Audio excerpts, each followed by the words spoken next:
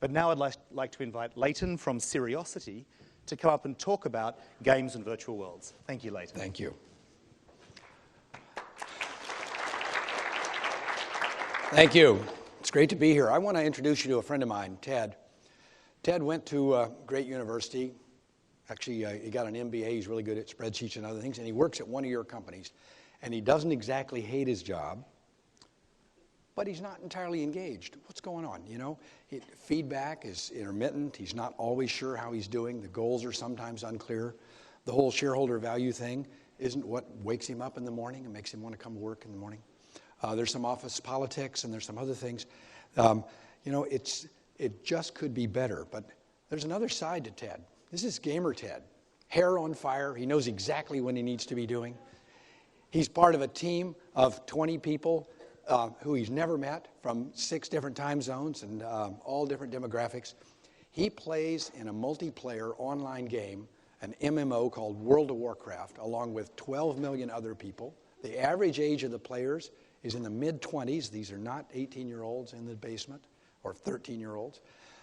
And he plays in teams that engage in 4- and 5-hour raids that require 100% attendance and participation. He is literally at the top of his game. So what is going on? It's the same guy. Well, part of it's the tools. These are the tools that we give Ted at work. Enterprise software, right? Email, spreadsheets, project management, maybe a little video. These are the tools that Ted works with in his game, and other gamers like him in other games. They're beautiful. They contain just the information he needs. He can see himself in the game. One of these avatars is him, and it got to be the way it is because of his hard work and his progress and choices he's made in developing that character.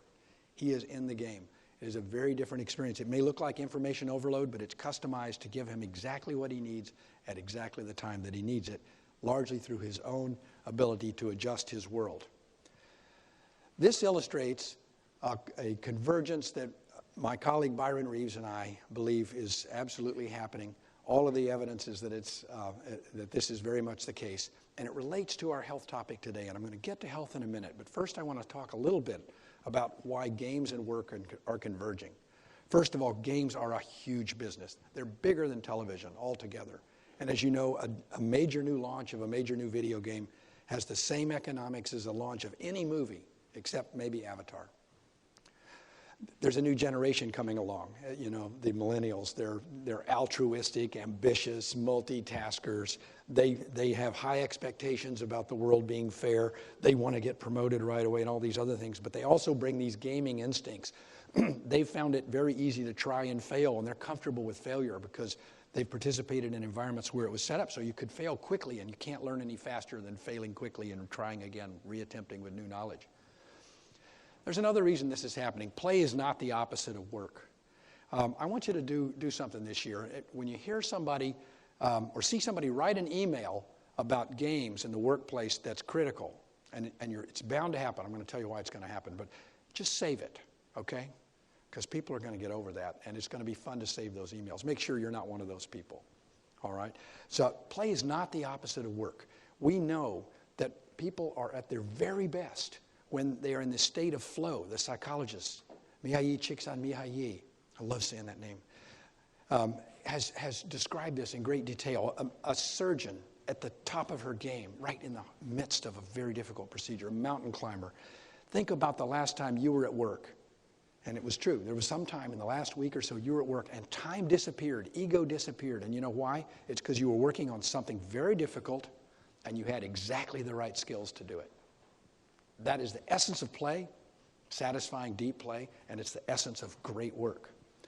We'll talk about engagement. We'll talk about the ingredients in great games. And my colleague Byron Reeves, a professor at Stanford, could regale you about the science. We really understand that there's a basic science emerging that explains why these things are so powerful. But I want to say one other thing. Gamers already do work. We sent elite-level gamers back into the games with a taxonomy of what modern information workers do today. You know, it's classification. I like it, I don't like it, pay the bill, don't pay it, pay the claim, it's good, it's bad.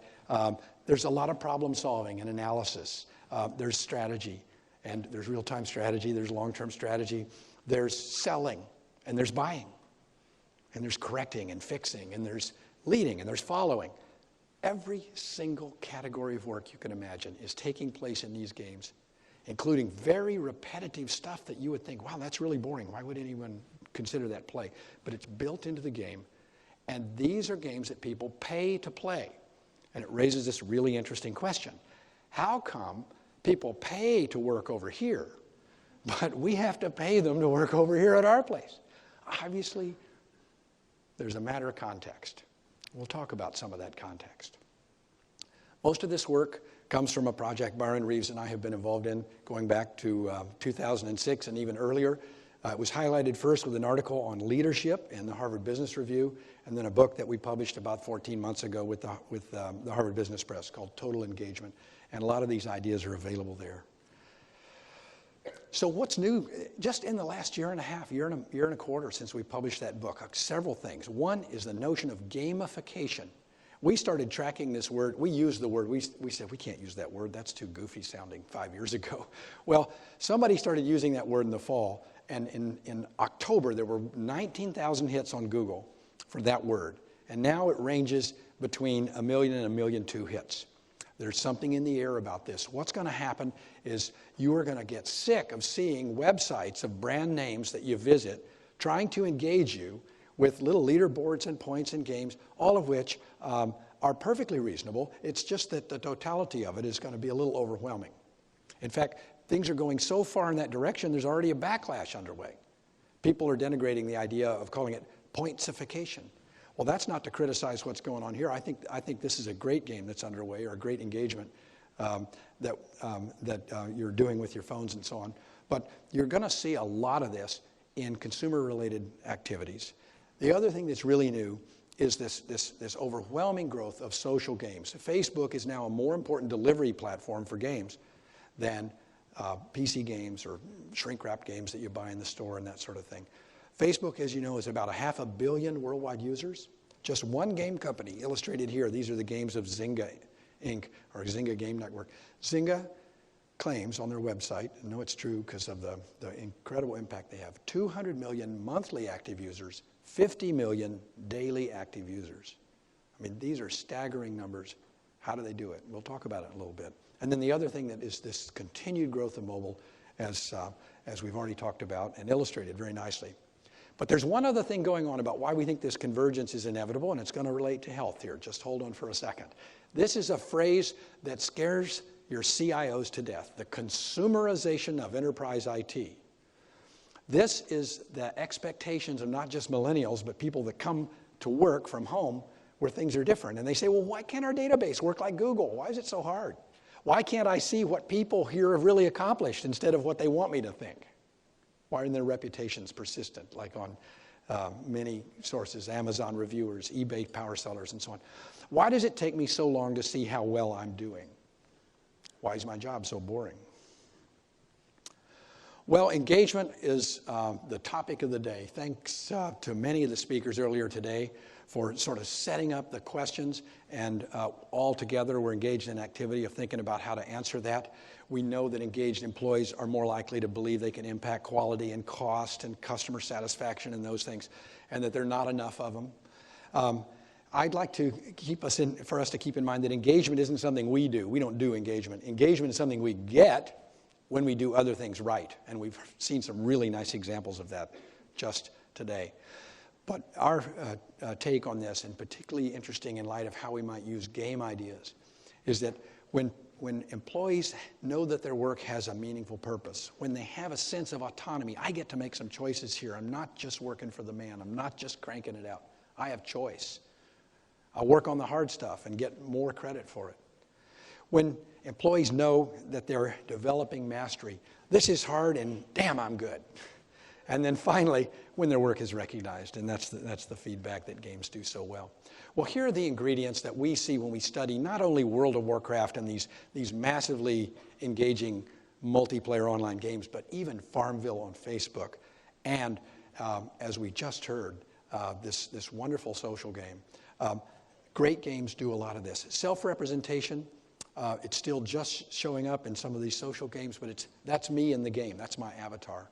And it doesn't take fabulous graphics to create that sense of I'm in the game. And that's a powerful, engaging tool. Ranks and levels.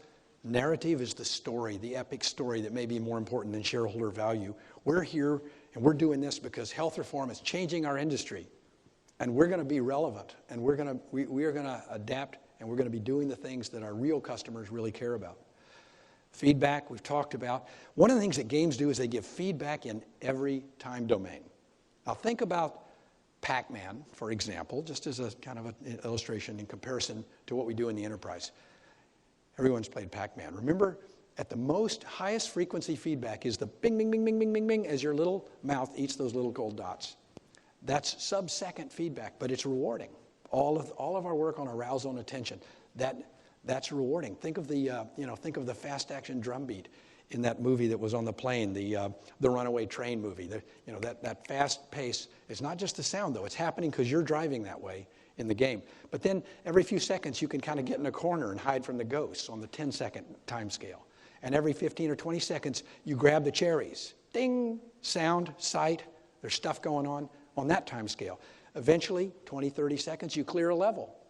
If you played those coin-operated video games long enough, you'd see a little story. Mr. and Mrs. Pac-Man get married and have baby Pac people. I only know this because I've talked to people that have seen it. I don't have that many quarters. But it's not much of a narrative, but there was a story there. But get the idea. I mean, we have annual performance reviews. We'll talk about call center workers in a minute. They get reviewed once a week. I mean, we aren't even coming close to giving people the feedback in the time domains that are really satisfying. Rules, games are fair within the game.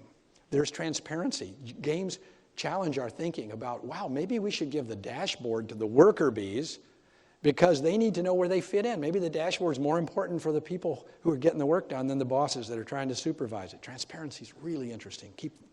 Put a pin in that. Keep an eye on that. Economies. The economics in these games is very sophisticated. Economics is the study of choice under scarcity. It's not just about money. Money is just one of the ways to execute choice under scarcity. Money has some interesting properties, even play money, virtual money, because it can serve as a unit of stored value. The economics in these games is a way to take points or rewards or doubloons or things that you earn now and spend them later. So it's a motivation to accumulate stuff in kind of an investment mode. Very interesting way of getting people to change their discount rate. Also important for health. Teams, we've talked about. Time pressure, it's interesting. Somehow you can increase engagement just by having a time deadline. I noticed that this Shape Up America was 12 weeks. And so there was some time pressure to get it done. Wonderful example. The military is one place that's done a good job. No one does a career in the military for money, but they do a really good job at ranks and levels and the big epic story and the reason they're there and so on. Here's some other examples of individual ingredients, not putting the whole package together. But when Microsoft needed to ship Windows 7 a year and a half ago, they had to curate over 500,000 pages of documentation in 60 different languages. So Ross Smith, a friend of ours, thought of a way to do that in the above and beyond time to take advantage of the vast diversity of language skills in the corporation and created a game where people could volunteer to look over those pages, find problems, correct it, get the tone right, and so on. And in 1 month, 4,600 Microsoft employees played. 500,000 screens were reviewed. The winner actually reviewed 10,000 screens, and there were leaderboards, and there was credit, no money gift, there were no financial incentives, not even any T-shirts. Here's another example that we developed at Seriosity using synthetic currency. We think that enterprise-grade play money is going to have a big future because there are things you can do to give people a chance to make choices. In this case, it was involving email. One of the really scarce goods in the corporation is the attention of our employees. Here's a really elegant, simple example. I hope you remember as you take away for its elegance. Anybody here from Target? Well, Target stores, in most of its stores, has a very subtle thing running on the point-of-sale system for the checker. And this is the stuff at the top is for the customer about your school and so on. But the G and then your last 10 scores, see the G, R, G, G, G, G, G, R, G, G, G, and so on, and then total percentage. This is almost subliminal advertising. It's very interesting. The checker is getting feedback, item by item, on how long they took to check that item relative to norms. So you're allowed more time to check a sweater, which you have to fold, than a box of toothpaste, which has to fly through the register and so on. The norms are different. They don't roll these into leaderboards in most stores. They don't have, contests. It's not part of their particular culture to compete employee against employee. It's just you against, being the best you can be against the standard. But this is one of our favorite examples of getting feedback almost in that Pac-Man-like time domain, and it has legitimacy. Every employee at Target knows it. We want the customer in the aisles, not in the checkout line. Well, just one more example in the workplace, because I think it illustrates a lot of things that we could do with health. This is a story that puts all the pieces together. We actually believe, you don't have to believe this, but we do, that people will go to work, sit down, and do their entire job inside a game. It's not going to start with people like us in the room. It's going to start with people whose jobs are already very stereotypical, whose jobs are already mediated by computers. And the motivation and the reason to do this are particularly compelling for people whose jobs tomorrow look exactly like today. Imagine a call center worker taking calls. The next call looks a lot like this one. Tomorrow looks like today. Next year, there's no vector of accomplishment.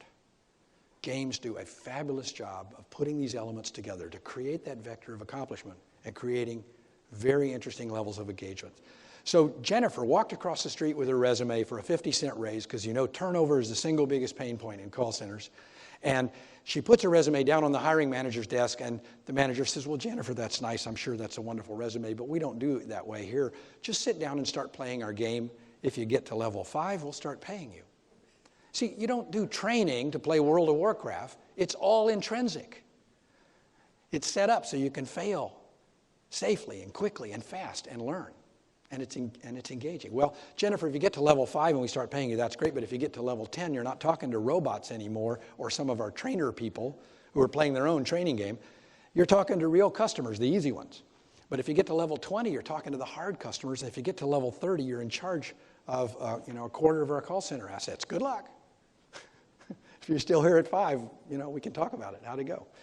All right, so Jennifer's now got the job. She sits down at her desk.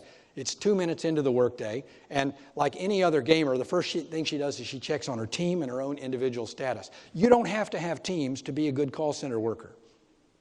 But as Byron Reeves says, the psychology experiments are very powerful. You take campers and you divide them up into the blue team and the red team, and you survey them. The red team thinks that the red team members are smarter, faster reaction time. There's something about putting people on a team that is just magic, and if you do it right and don't destroy the magic, it's very powerful. We need to have teams for jobs that don't necessarily, where the job doesn't require teams. So she's going to check on her team. She wants to see who's available. Like any good gamer, she wants to see her status in the game, whether, where she is on various levels. This is a chance to give her a sense of accomplishment, a sense of mastery, and remind her what she's good at. She looks at the notice board. Some call centers are set up with IVRs connected up to CRM, and they actually know that this call is someone who's coming back for the 14th time. So we can give her autonomy in that game. So inside the call can be monitored for voice stress and pacing and a dozen other things like Pac-Man to give Jennifer feedback that is that relevant. The production values can vary from the tens of millions on the left to under $200,000 for the first version of Farmville. So this doesn't have to be that expensive. Now let's bring this back to health. 28 years ago, I led a team of dietitians, nutritionists, exercise physiologists, and clinical psychologists to create a very early game back when the IBM PC had 2 floppy drives. It played on the Commodore 64 and the Apple IIe. And people could select virtual nutrition counselors, and the focus of this text-based game was to get people to plan and give them feedback for planning, even more than to give them feedback on the actual dietary exercise on.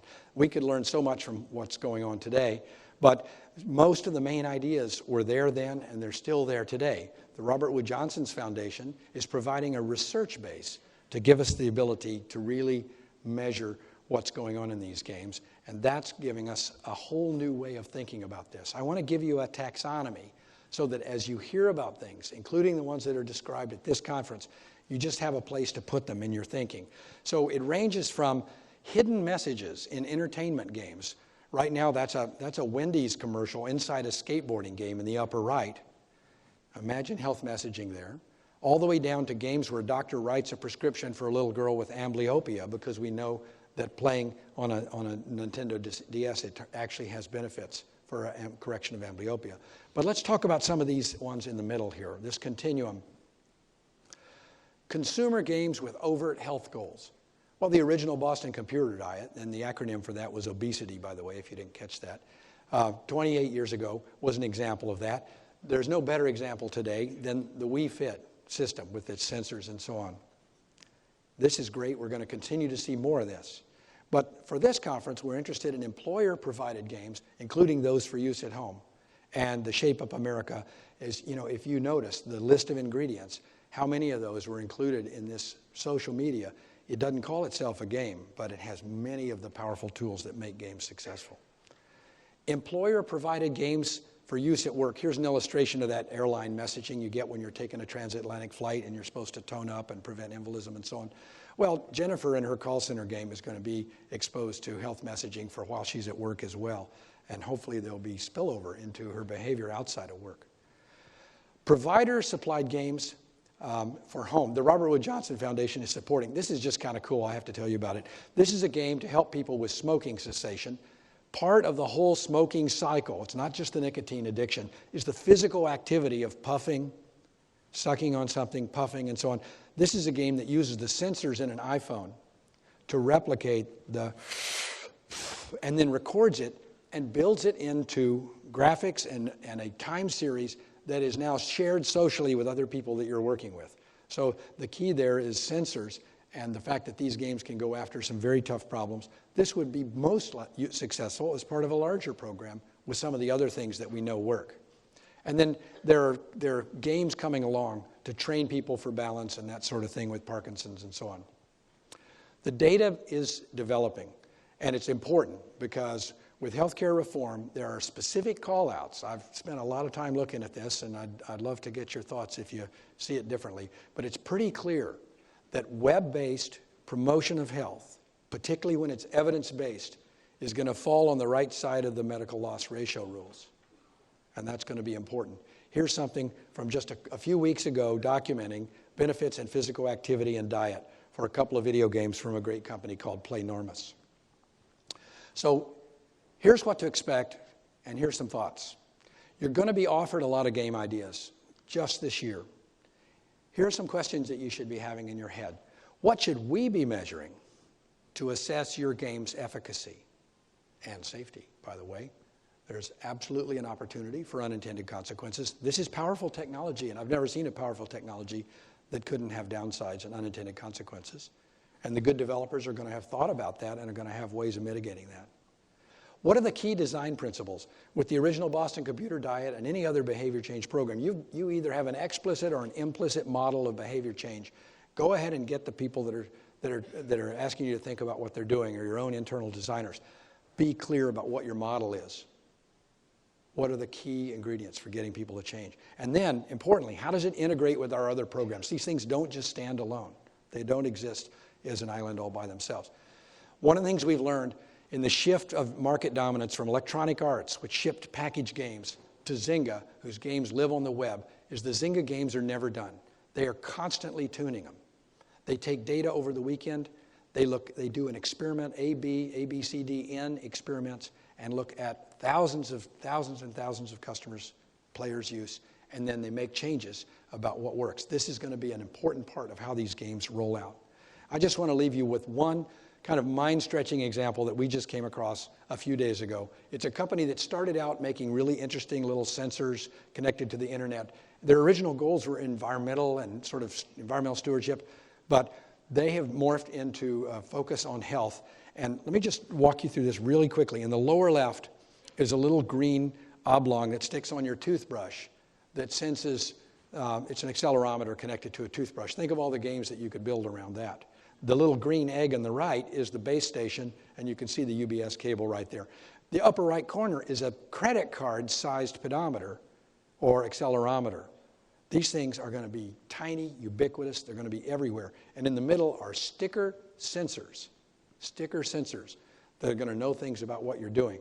So we've got great options today, but just imagine as these kind of tools, cheap, ubiquitous, consumer, off the shelf, get wired into some of these great engaging environments. Thank you very much.